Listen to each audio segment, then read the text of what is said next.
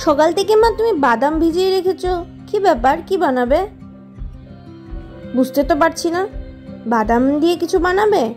না না, আজ একটা অন্যরকম জিনিস বানাবো। অন্যরকম জিনিস?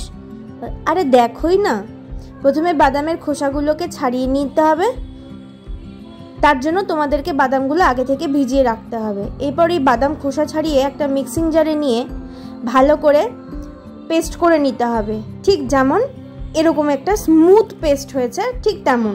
অন্যদিকে কড়াইয়ে তেল গরম হয়ে এলে সামান্য পরিমাণে সর্ষে আর মৌরি ফোড়ন দিয়ে মিক্সিং জার থেকে পেস্টটা ঢেলে দিয়ে ভালোভাবে নাড়াচাড়া করতে হবে। তারপর আর কি, খানিকটা কষে এলে পরিমাণ মতো হলুদ নুন দিয়ে আবারও নাড়াচাড়া করতে হবে। আর কি, মিক্সিং জার ধোয়া জলটা দিয়ে দিতে হবে, দিয়ে আবারও ভালোভাবে নাড়াচাড়া করে খানিকক্ষণ কষে এলেই ওপর থেকে কিছুটা আমচুর পাউডার দিয়ে আবারও ভালো করে নাড়াতে হবে। এরপর আর কি, স্বাদের জন্য চিনি তো মাস্ট, তাই না?